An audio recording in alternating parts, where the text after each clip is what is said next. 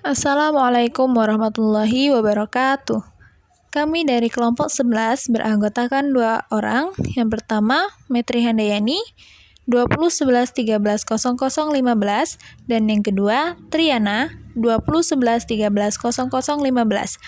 Di sini kami akan menjelaskan tentang teori peranan lembaga hizbah dalam mengatur bisnis. Untuk pemaparan materi yang pertama akan dijelaskan oleh Saudari Triana. Kepada Triana, dipersilahkan.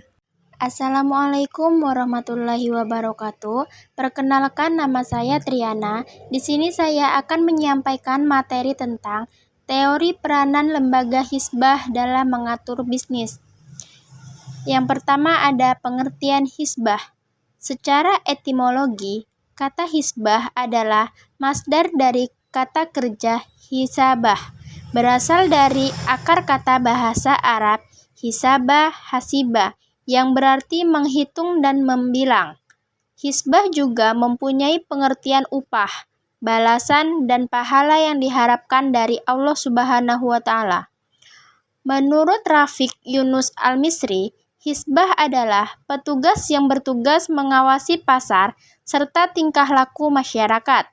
Dalam Kamus Al-Hadi ila Lughah Al-Arab, hizbah adalah tugas yang dilakukan oleh negara untuk memastikan bahwa rakyat melakukan perintah dan menjauhi larangan syara berkaitan dengan takaran dan timbangan yang benar dan mengawasi jalannya jual beli untuk menghilangkan tipuan dan sejenisnya.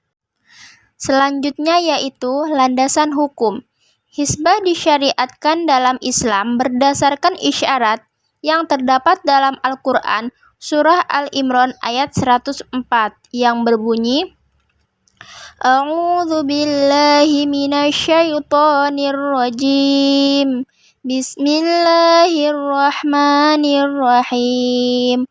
Wal takum mankum ummatun yad'una ilal khairi wa ya'muruna bil ma'ruf wa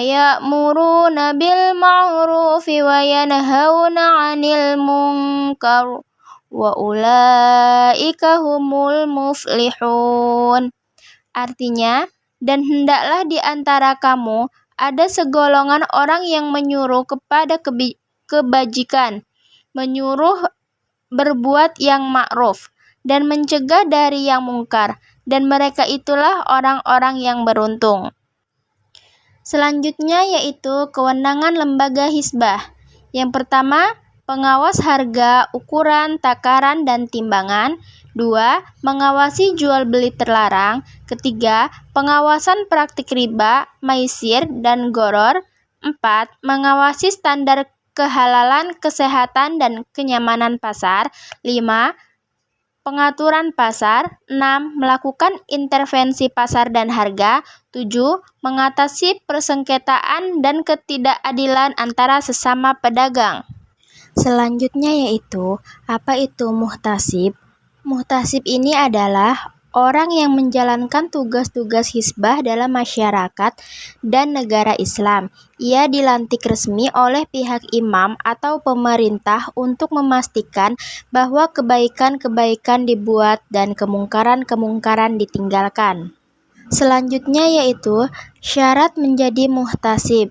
1. Mukhalaf muslim dan sanggup menjalankan tugasnya. 2. Beriman dan hendaknya adil. 3. Mengetahui dan memahami syariat Islam. 4. Dapat dipercaya dalam menyampaikan kabar gembira. 5. Bukan anak kecil, fasik, ataupun kafir. Itulah materi yang dapat saya sampaikan. Materi selanjutnya akan disampaikan oleh Saudari Metri Handayani. Di sini saya akan menjelaskan apa itu tugas muhtasib. Yang pertama, berhubungan dengan hak-hak Allah, mencegah tindak kemungkaran dalam muamalah seperti riba, jual beli yang batil, penipuan dalam jual beli, kecurangan dalam harga, timbangan serta takaran.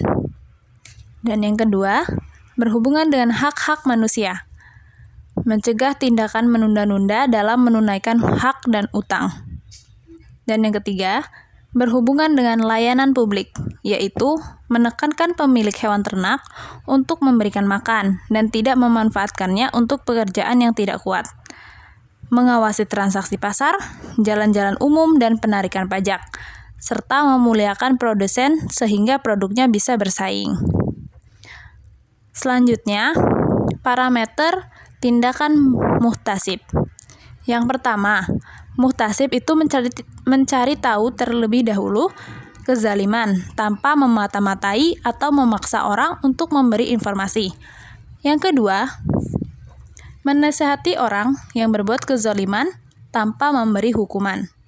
Dan yang ketiga, menggiati untuk takut kepada Allah dan berusaha agar kemungkaran itu dijauhi.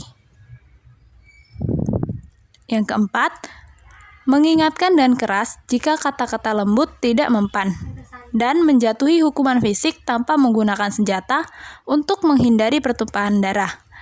Dan yang terakhir, mewaspadai hal-hal yang mungkin akan buruk di masa yang bentar lagi datang, apalagi jika si pembuat kemungkaran belum sadar. Kemudian, peranan lembaga-lembaga yang berwenang mengatur bisnis dalam tinjauan etika. Dalam bukunya Al-Hizbah fi'il Islam, Ibnu Taimiyah banyak mengungkapkan tentang peranan al-hizbah pada masa Rasulullah Shallallahu Alaihi Wasallam. Rasulullah sering melakukan inspeksi ke pasar untuk mengecek harga dan mekanisme pasar. Seringkali dalam inspeksinya itu, beliau menemukan praktik bisnis yang tidak jujur, sehingga beliau menegurnya.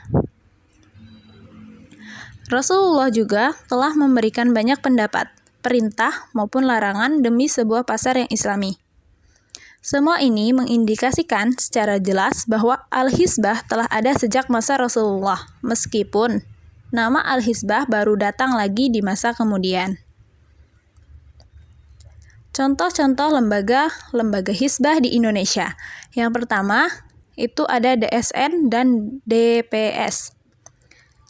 DSN atau Dewan Syariah Nasional Majelis Ulama Indonesia, yaitu dewan yang dibentuk oleh Majelis Ulama Indonesia yang bertugas dan memiliki kewenangan untuk menetapkan fakta tentang produk, jasa, dan kegiatan bank yang melakukan kegiatan usaha berdasarkan prinsip syariah.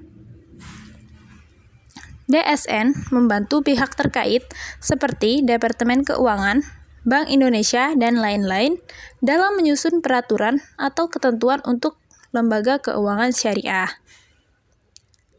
DPS adalah suatu badan yang diberi kewenangan untuk melakukan supervisi atau pengawasan dan melihat secara dekat aktivitas lembaga keuangan syariah agar lembaga tersebut senantiasa mengikuti aturan dan prinsip-prinsip syariah. Dan yang kedua, BPKN atau Badan Perlindungan Konsumen Nasional adalah badan yang dibentuk untuk membantu upaya pengembangan perlindungan konsumen. Badan ini berkedudukan di Ibu Kota Negara Republik Indonesia dan bertanggung jawab kepada Presiden. BPKN mempunyai fungsi memberikan saran dan pertimbangan kepada pemerintah dalam upaya mengembangkan perlindungan konsumen di Indonesia. Itulah tadi pemaparan materi dari kelompok kami. Terima kasih kepada teman-teman yang telah mendengarkan dan menyimak materi ini sampai habis. Kami mohon maaf apabila ada salah-salah kata, dan kepada Allah kami mohon ampun. Sekian, terima kasih. Wabillahi taufiq wal hidayah. Wassalamualaikum warahmatullahi wabarakatuh.